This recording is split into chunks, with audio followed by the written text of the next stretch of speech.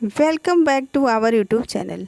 अगर आप TGT PGT की तैयारी कर रहे हैं, केवीएस की तैयारी कर रहे हैं, तो ये ऑडियो आपके लिए बहुत ही ज़्यादा हेल्पफुल सिद्ध होगा। तो आप पूरा ज़रूर सुनिए। सारे नोट्स मैंने बनाए हुए, मेरे हाथों के बनाए हुए हैं, और ये सारे प्रश्न आप सुन के याद कर सकते हैं। किसी भी काम को करते हुए सारे प्रश्नों को याद करके आप अच्छा कर सकते हैं। तो चलिए जानते हैं। प्रसाद ने प्रेम पथिक कृति को पहले ब्रजभाषा में, बाद में खड़ी बोली में रूपांतरित किया। प्रसाद ने प्रेम पथिक कृति को पहले ब्रजभाषा में, बाद में खड़ी बोली में रूपांतरित किया। नेक्स्ट है, अस्ताचल रवि कविता किसकी कृति है? तो यह निराला की कृति है। अस्ताचल रवि यह कविता किसकी है? तो निराला जी की है। केवल सूक्ष्मगत सौंदर्य सत्ता का राग कहकर छायावाद का किसने विरोध किया था? यह कथन किसका है? फिर से सुनिए। केवल सूक्ष्मगत सौंदर्य सत्ता का राग कहकर छायावादी का किसने विरोध किया था? तो महादेवी वर्मा का। पद्यात्मक भाव भूमि पर श्यामा स्वप्न नामक उपन्यास की सर्जना की किसने किया?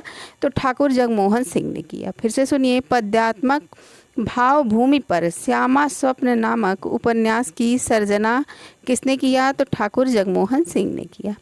नेक्स्ट है, लोहे के दीवार के दोनों ओर कृति किसकी है? तो यह यशपाल की कृति है। फिर से सुनिए। लोहे के दीवार के दोनों ओर कृति किसकी है? तो यशपाल जी की कृति है।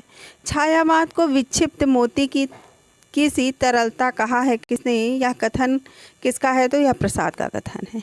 फिर से सुनिए। प्रसाद ने छायावाद को विक्षिप्त मोती की सी तरलता कहा है। नेक्स्ट है, छायावाद को शक्ति काव्य कहा है किसने? तो राम स्वरूप चतुर्वेदी ने कहा है कि छायावाद को शक्ति काव्य कहा है। छायावाद को शक्ति काव्य कहा है किसने? तो राम स्वरूप चतुर्वेदी ने कहा है। कवितावली रचना है किसकी? तो रामचरण दास की। कवितावली रचना किसकी है? तो रामचरण दास की है। कवितावली रचना तुलसीदास की भी है।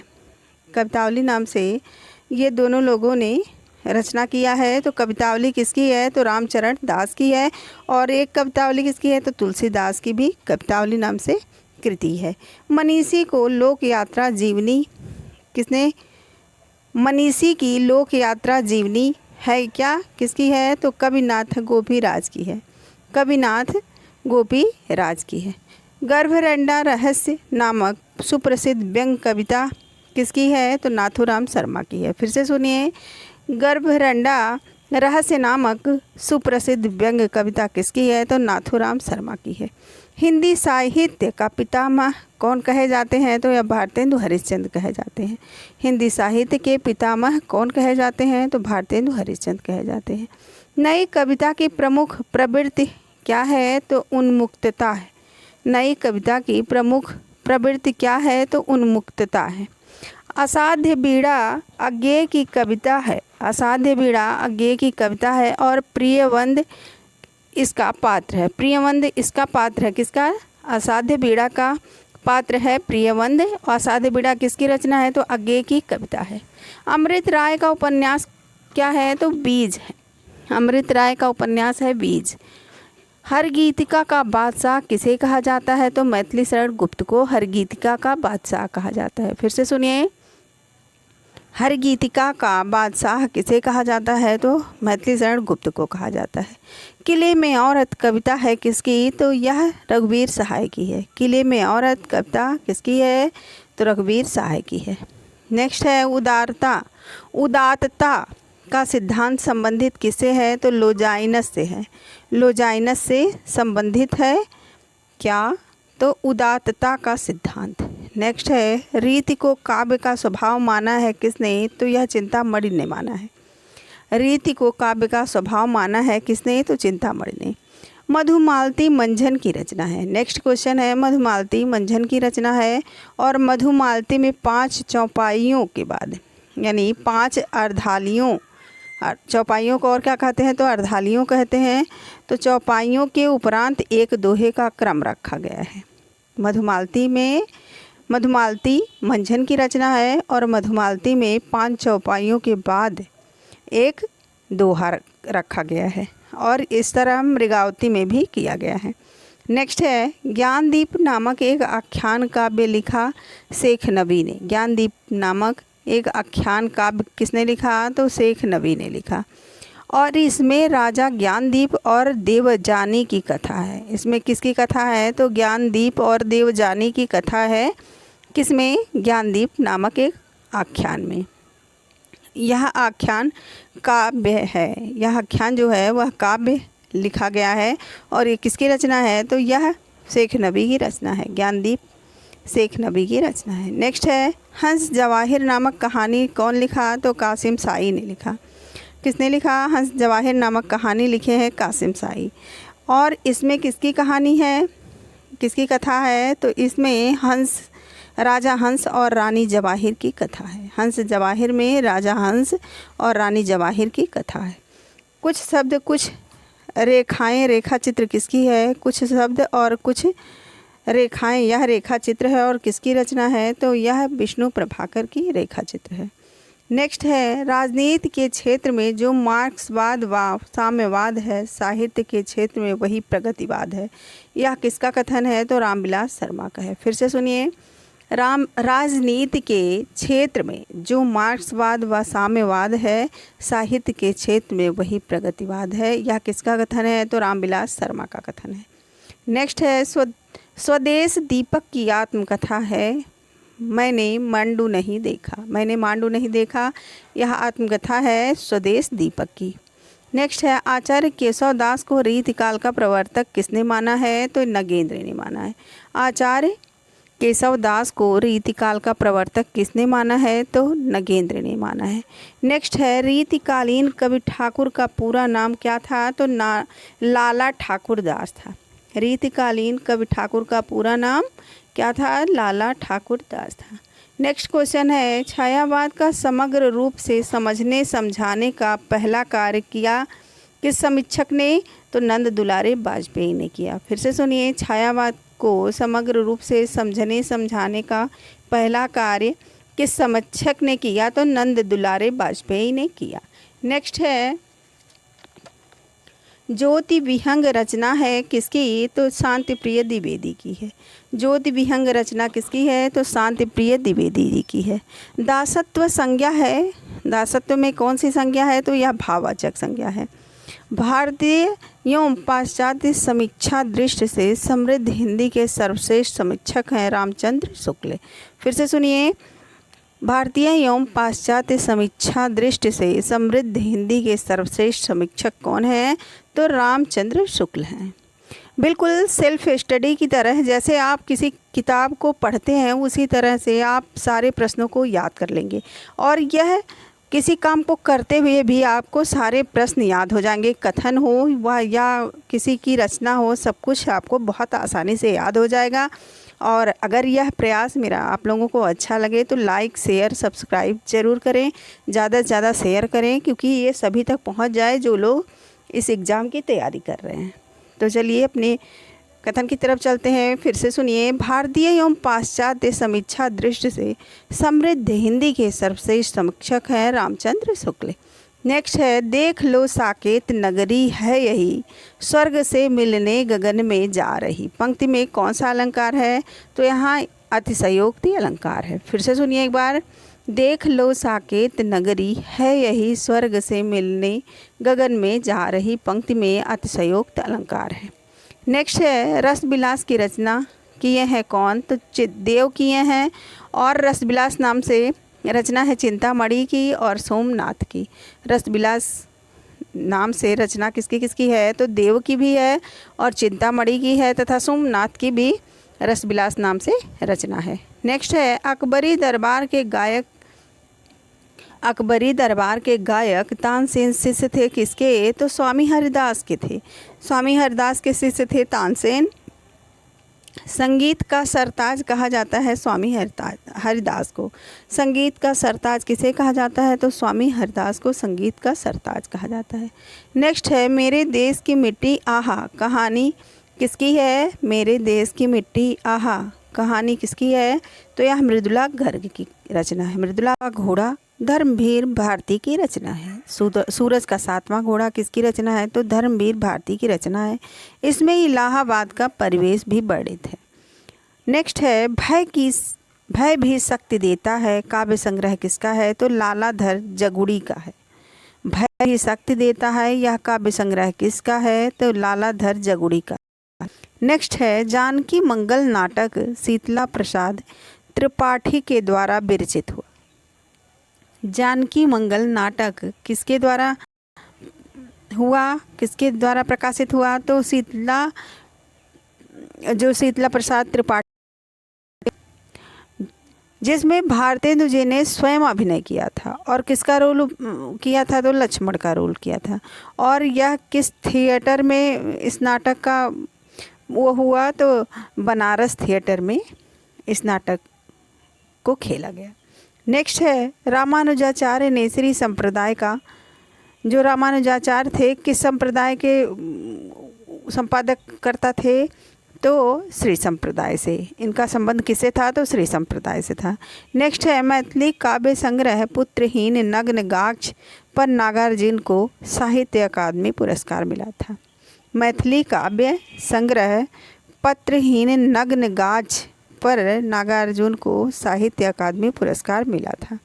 नागार्जुन का और नाम क्या था? तो ठक्कन भी इनका नाम था। ठक्कन भी नाम था किसका? तो नागार्जुन का। नागार्जुन को और क्या कहा जाता था? तो यात्री नाम से भी ये जाने जाते थे।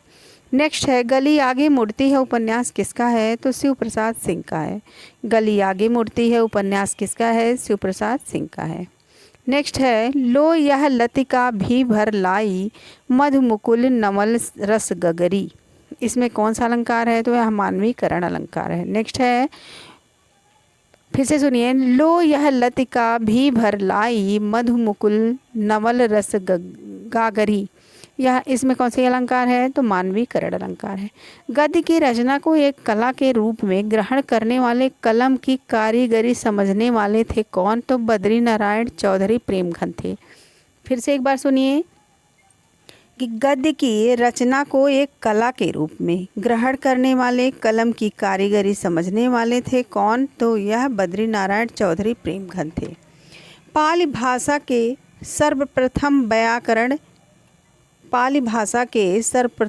व्याकरण कौन थे? तो यह कात्यायन थे। नेक्स्ट है मैं पढ़ रहा हूँ वाक्य वर्तमान काल के किस भेद का उदाहरण है? तो यह तत्कालिक वर्तमान काल का उदाहरण है।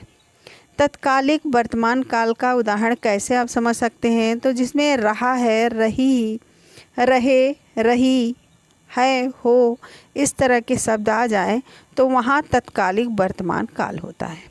नेक्स्ट है हाँ जी हुजूर मैं गीत बेचता हूँ पंक्ति है किसकी? तो यह भवानी प्रसाद मिश्र की है। भवानी प्रसाद मिश्र की पंक्ति है हाँ जी हुजूर मैं गीत बेचता हूँ। नेक्स्ट है आधुनिक गद्य साहित्य परंपरा का प्रथम उत्थान का समय क्या है? तो 1925 से 1950 ईस्वी।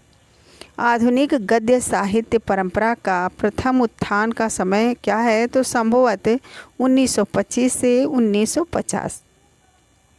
नेक्स्ट है श्रीधर पाठक ने संभवतः 1494 में रणमल्ल छंद नामक एक काव्य रचा, जिसमें ईडर के राठौर राजा रणमल्ल की उस विजय का वर्णन है जो उसने पाटन के सूबेदार जफर खां पर प्राप्त की थी। नेक्स्ट फिर से सुनिए, श्रीधर पाठक ने संभवतः 1494 में रणमल्ल छंद नामक एक काव्य रचा, जिसमें ईडर के राठौर राजा रणमल्ल की उस विजय का वर्णन है जो उसने पाटन के सूबेदार जफर खां पर प्राप्त की थी। नेक्स्ट है आए हूँ मधुमारन के प्रियतम आई है नाई, आए हूँ मधुमास के प्रियतम आई है नाई। इसमें कौन सा अलंकार है? तो इसमें अनुप्रास अलंकार है। फिर से सुनिए, आए हूँ मधुमारन के प्रियतम आई है नाई, आई हूँ मधुमास के प्रियतम आई है नाई। इसमें कौन सा अलंकार है? तो अनुप्रास अलंकार है। नेक्स्ट है जयशंकर प्रसाद के कृतियों में भारतीय इतिहास राष्ट्रीय गौरव का पर्याय बनकर आता है। नेक्स्ट है जयशंकर प्रसाद की कृतियों में भारतीय इतिहास राष्ट्रीय गौरव का पर्याय बनकर आता है। नेक्स्ट है, संज्ञा का प्रतिनिधित्व माना जाता है किसको, तो सर्वनाम को माना जाता है। नेक्स्ट है, पंत की पहली कविता गिरजे का घंटा प्रकाशित हुआ कब, तो 1916 ईस्वी में प्रकाशित हुआ। 1916 ईस्वी में प्रकाशित हुआ प्रेमचंद के, फिर से सुनिए, पंत की पहली कविता गिरजे का घंटा है और यह इसका जो प्रकाशन का समय है वो है 1916 ईस्वी में। प्रेमचंद ने गोसाएं आफियत का हिंदी अनुवाद रूप किया है प्रेमाश्रम में। फिर से सुनिए, प्रेमचंद ने गोसाएं आफियत का हिंदी अनुवाद रूप क्या है, तो प्रेमाश्रम है। नेक्स्ट है, महामानव महापंडित जीवनी है राहुल सांकृत्यायन की और इसके लेखक हैं कमला सांकृत्यायन। इसके लेखक कौन है, तो कमला सांकृत्यायन है। फिर से सुनिए, महामानव महापंडित जीवनी है राहुल सांकृत्यायन की और इसके लेखक हैं कमला सांकृत्यायन। मेखला कारे पर्वत अपार अपने सहस्र दृग सुमन फाड़ और लोग रहा था बार बार नीचे जल में निज महाकार। फिर से सुनिए, मेघला कारे पर्वत अपार अपने सहस्र दृग सुमन फाड़ और लोक रहा था बार बार नीचे जल में निज महाकार। इसमें कौन सा अलंकार है, तो इसमें रूपक अलंकार है। इसमें रूपक अलंकार है। नेक्स्ट है, रसिक प्रिया में प्रकाश है कितने, तो 16 प्रकाश हैं। रसिक प्रिया में प्रकाश है 16। कवि प्रिया में प्रकाश कितने हैं, तो इसमें भी 16 प्रकाश हैं। नेक्स्ट है, धर्माधर्म में प्रयुक्त समास है, तो वैकल्पिक द्वंद्व है। फिर से सुनिए, धर्माधर्म में प्रयुक्त समास कौन सा है, तो वैकल्पिक द्वंद्व है। वैकल्पिक द्वंद्व है। रिक्शा शब्द कैसा शब्द है, तो रिक्शा जापानी शब्द है। रिक्शा जो है वह जापानी शब्द है। ज्योतिष विहग के रचनाकार कौन है, तो शांतिप्रिय द्विवेदी हैं। नेक्स्ट है, ज्योति विहग के रचनाकार कौन है, तो शांतिप्रिय द्विवेदी हैं। रसाकर्ष का दोसाह आचार्य विश्वनाथ का कथन है। फिर से सुनिए, रसाकर्षाह दोषाह यह किसका कथन है, तो आचार्य विश्वनाथ का कथन है। नेक्स्ट है, रसिक प्रिया कहानी किसकी है, तो रेडू की है। रसिक प्रिया कहानी किसकी है, तो रेडू की है। कवि प्रिया गद्य रचना है किसकी, तो अज्ञे की है। कवि प्रिया जो गद्य रचना है तो यह अज्ञे की है। नागरी प्रचारणी सभा ने आचार्य की उपाधि दी थी किसको, तो महावीर प्रसाद द्विवेदी को। नागरी प्रचारणी सभा ने आचार्य की उपाधि किसको दी थी, तो महावीर प्रसाद द्विवेदी को दी थी। वर्षा धनपत से घनश्याम तक किसका निबंध है, फिर से सुनिए, वर्षा धनपत से घनश्याम तक किसका निबंध है, तो हजारी प्रसाद द्विवेदी का निबंध है। नेक्स्ट है, तुलसीदास की पंक्ति है, गोरख जगायो जोग भगत भगायो लोग। तुलसीदास की पंक्ति है, गोरख जगायो जोग भगत भगायो लोग।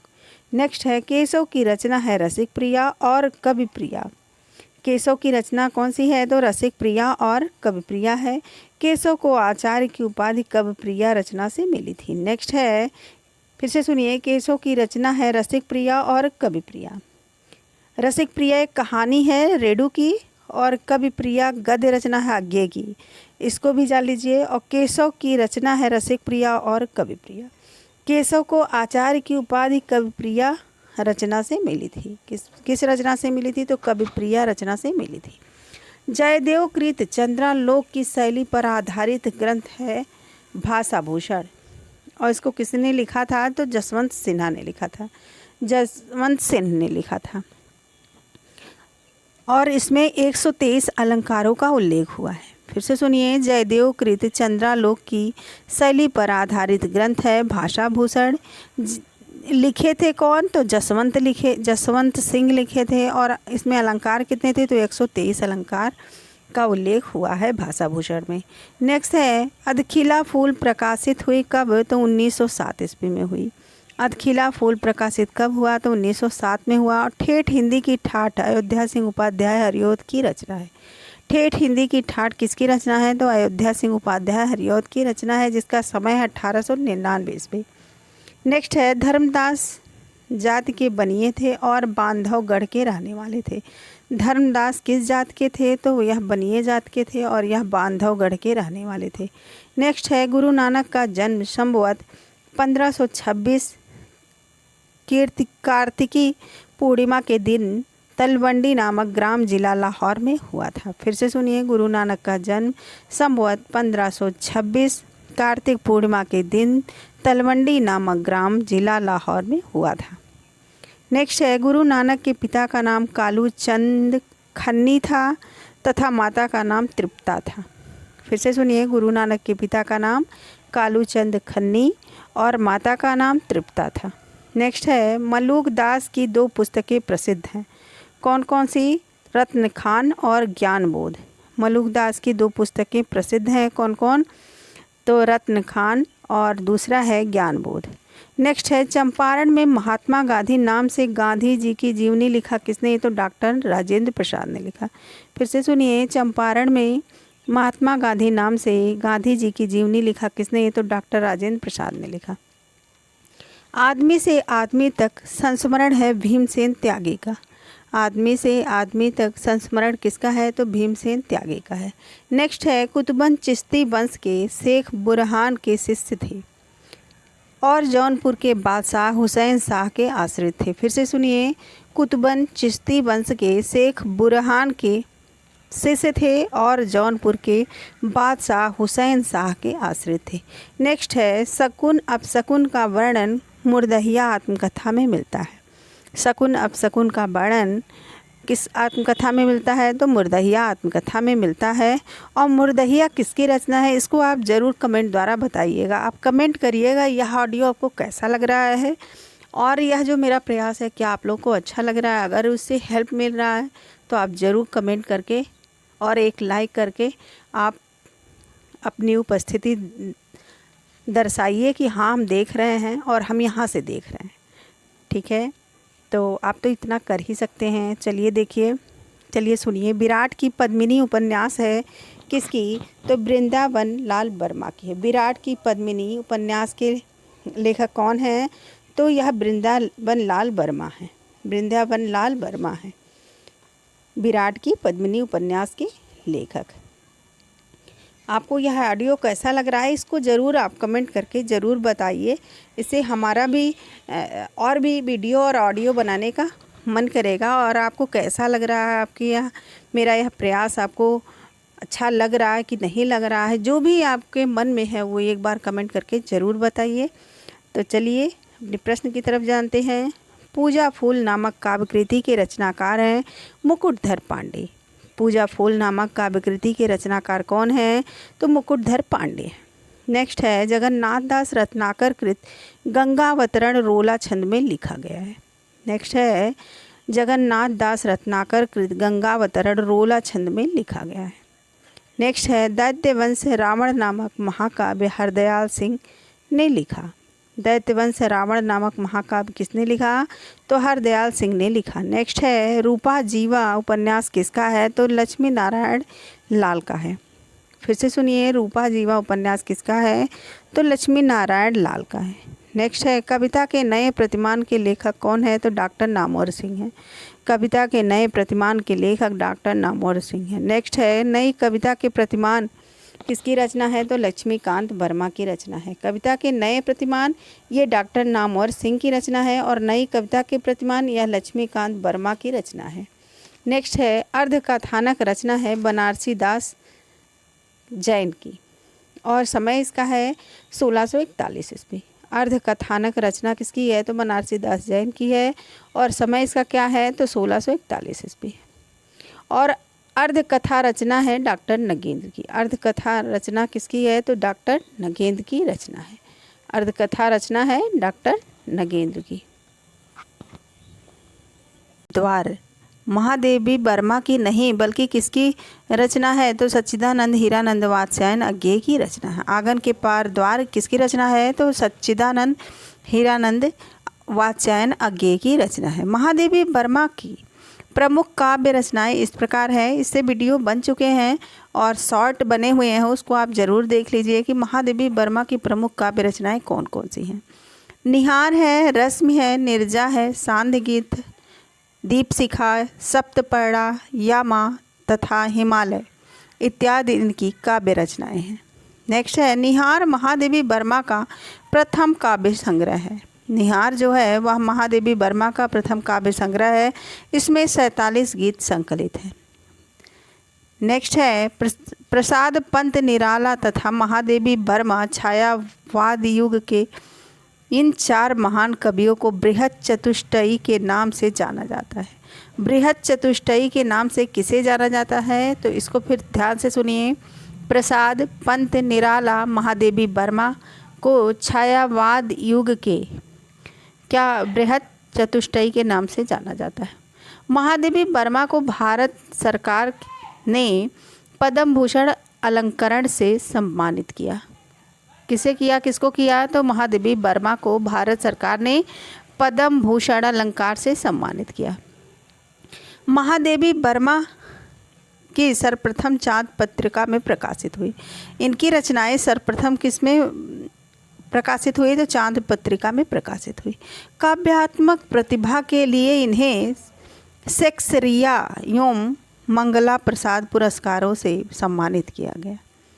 महादेवी वर्मा को ज्ञानपीठ एवं भारत भारती पुरस्कार से भी सम्मानित किया गया। नेक्स्ट है महादेवी वर्मा 1987 का जन्म फर्रुखाबाद उत्तर प्रदेश में हुआ। कब हुआ था, तो 1907 से 1987। ये आरंभ में ब्रज भाषा में कविता लिखती थी। जो महादेवी वर्मा थी इनका जन्म हुआ था 1907 ईस्वी में और मृत्यु कब हुई थी, तो 1987 ईस्वी में हुई थी और इनका जन्म फर्रुखाबाद उत्तर प्रदेश में हुआ था। यह आरंभ में ब्रज भाषा में कविता लिखती थी, बाद में खड़ी बोली में लिखने लगी। कौन, तो महादेवी वर्मा। ये एक कुशल चित्रकार थी। महादेवी वर्मा एक कुशल चित्रकार थी। कबीर नाम कृति पर हजारी प्रसाद द्विवेदी को मंगला प्रसाद पारितोषिक प्राप्त हुआ। कबीर नामक कृति पर आचार्य हजारी प्रसाद द्विवेदी को मंगला प्रसाद पारितोषिक प्राप्त हुआ। साहित्यिक समिति इंदौर ने हजारी प्रसाद द्विवेदी को सूर साहित्य पर स्वर्ण पदक से सम्मानित किया। फिर से सुनिए, साहित्य समिति इंदौर ने हजारी प्रसाद द्विवेदी को सूर साहित्य पर स्वर्ण पदक से सम्मानित किया। नेक्स्ट है विश्व भारती का संपादन कार्य भी किसने किया, तो हजारी प्रसाद द्विवेदी ने किया। विश्व भारती का संपादन किसने किया, तो आचार्य हजारी प्रसाद द्विवेदी किया। कामायनी एक पुनर्विचार कृति का प्रकाशन किस वर्ष में हुआ, तो यह 1961 में हुआ। 1961 में हुआ कामायनी एक पुनर्विचार कृति का प्रकाशन। आधुनिक मीरा किसे कहा जाता है, आधुनिक मीरा कहा जाता है महादेवी वर्मा को। आधुनिक मीरा किसे कहा जाता है, तो महादेवी वर्मा को कहा जाता है। नामवर सिंह की कुछ प्रमुख पुस्तकों को जानते हैं कि नामवर सिंह की प्रमुख पुस्तकें कौन हैं, तो छायावाद है, कविता के नए प्रतिमान, इससे वीडियो भी बन चुके हैं। शॉर्ट आप देखना चाहते हो तो देख लीजिए, नामवर सिंह की प्रमुख पुस्तकों से शॉर्ट बन गया है। दूसरी परंपरा की खोज है, वाद विवाद संवाद है, आलोचना आलोचक के मुख से, इतिहास और आलोचना। ये सारी रचनाएं किसकी हैं, तो नामवर सिंह की प्रमुख पुस्तकें हैं। फिर से सुनिए, छायावाद, कविता के नए प्रतिमान, दूसरी परंपरा की खोज, वाद विवाद संवाद, आलोचक के मुख से, इतिहास और आलोचना। ये सारी पुस्तकें किसकी हैं, तो नामवर सिंह की प्रमुख पुस्तकें हैं। नामवर सिंह की प्रमुख पुस्तकें हैं। आइए सुमित्रा नंदन पंत के बारे में कुछ जानते हैं। सुमित्रा नंदन पंत की रचनाएं हैं कला और बूढ़ा चांद, कला और बूढ़ा चांद, उच्छ्वास, युगबाड़ी, ग्रंथ, बीड़ा, स्वर्ण किरण, स्वर्ण धूलि, समाधिता, ग्राम्या, चिदंबरा, पल्लव, गुंजन इत्यादि इनकी रचनाएं हैं सुमित्रा नंदन पंत की। ज्ञानपीठ पुरस्कार चिदंबरा पर मिला सुमित्रा नंदन पंत जी को। ज्ञानपीठ पुरस्कार चिदंबरा पर मिला किसको, तो सुमित्रा नंदन पंत जी को मिला। नेक्स्ट है लोकायतन, यह प्रबंध काव्य है, शोभित लैंड नेहरू पुरस्कार मिला। प्रथम कविता गिरजे का घंटा है, गिरजे का घंटा इनकी प्रथम कविता है सुमित्रानंदन पंत की। नेक्स्ट है ग्राम्याकृति ग्रामीण परिवेश से संबंधित है। सुमित्रानंदन पंत की ग्राम्याकृति जो है वह ग्रामीण परिवेश से संबंधित है। नेक्स्ट है परिवर्तन कविता पल्लव काव्य संग्रह में संग्रहित है। परिवर्तन कविता किस में संग्रहित है? तो पल्लव काव्य संग्रह में संग्रहित है। नेक्स्ट है अरविंद दर्शन से प्रभावित कवि हैं सुमित्रानंदन पंत। नेक्स्ट है अपने अंतिम दौर में प्रगतिवाद के भौतिक दर्शन से भी प्रभावित हैं। कौन? तो सुमित्रानंदन पंत। नेक्स्ट है प्रकृति के सुकुमार कवि कहे जाते हैं। कौन? तो सुमित्रानंदन पंत जी। सुमित्रानंदन पंत जी को छायावाद और प्रगतिवाद के संधि स्थल का कवि कहा जाता है। सुमित्रानंदन पंत जी को छायावाद और प्रगतिवाद के संधि स्थल का कवि कहा जाता है। नेक्स्ट है अपने काव्य जीवन में उतर के अरविंद दर्शन से प्रभावित कवि कौन है? तो यह सुमित्रानंदन पंत जी हैं। सुमित्रानंदन पंत जी। करुड़ालय में हरिश्चंद्र और विश्वामित्र के प्रसिद्ध पौराणिक आख्यान का आधार लिया गया है। ध्यान से सुनिए, फिर से सुनिए। करुड़ालय में हरिश्चंद्र और विश्वामित्र के प्रसिद्ध पौराणिक आख्यान का आधार लिया गया है। नेक्स्ट है सज्जन का कथानक महाभारत से लिया गया है। सज्जन का कथानक कहाँ से लिया गया है? तो महाभारत से लिया गया है। नेक्स्ट है प्रायश्चित में जयचंद के मूर्खतापूर्ण कुचक्र के कारण पृथ्वीराज का अंत दिखाया गया है। फिर से सुनिए, प्रायश्चित में जयचंद के मूर्खतापूर्ण कुचक्र के कारण पृथ्वीराज का अंत दिखाया गया है।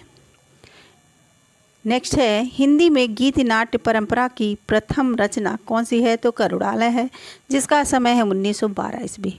फिर से सुनिए, हिंदी में गीत नाट्य परंपरा का प्रथम रचना करुड़ालय है, जो 1912 ईस्वी में यह जयशंकर प्रसाद द्वारा लिखी गई रचना है। प्रसाद ने कुल 12 नाटकों की रचना की है। इससे वीडियो बन चुके हैं, उसको भी ज़रूर देख लीजिए। सारे बहुत ही इम्पॉर्टेंट हैं। कुछ वीडियो ट्रिक द्वारा बनाते हैं और कुछ वैसे आसान शब्दों में बनाते हैं, तो आप एक बार देखेंगे तो आपको ज़रूर याद हो जाएगा। प्रसाद ने कुल 12 नाटकों की रचना की है, जो इस प्रकार हैं। तो आइए जानते हैं कौन कौन से नाटक हैं। पहला है सज्जन, जो 1910 ईस्वी में, सज्जन 1910 ईस्वी, प्रायश्चित 1913 ईस्वी, राजश्री 1915 ईस्वी, विशाख 1921 ईस्वी और अज्ञात शत्रु 1922 ईस्वी, जन्मेजय का नाग यज्ञ 1926 ईस्वी, कामना 1927 ईस्वी, स्कंदगुप्त 1928 ईस्वी, एक घूंट 1929 ईस्वी, चंद्रगुप्त 1931 ईस्वी और ध्रुवस्वामिनी 1933 ईस्वी में लिखे। और प्रसाद के कुल कितने नाटक हैं? तो कुल 12 नाटक हैं। नेक्स्ट है चंद्रगुप्त नाटक की रचना काल क्या है? इस तरह की भी क्वेश्चन आते हैं। यह DSSB PGT परीक्षा 2021 में पूछा गया प्रश्न है कि चंद्रगुप्त नाटक का रचना काल क्या है? तो रचना काल है 1931 ईस्वी। 1931 ईस्वी चंद्रगुप्त नाटक का रचना काल है। और चंद्रगुप्त के लेखक कौन है? तो प्रसाद जी हैं। प्रसाद जी हैं। नेक्स्ट है एक और द्रोणाचार्य किसकी नाट्य कृति है? तो यह शंकर शेष की है। एक और द्रोणाचार्य किसकी नाट्य कृति है? यह शंकर शेष की है।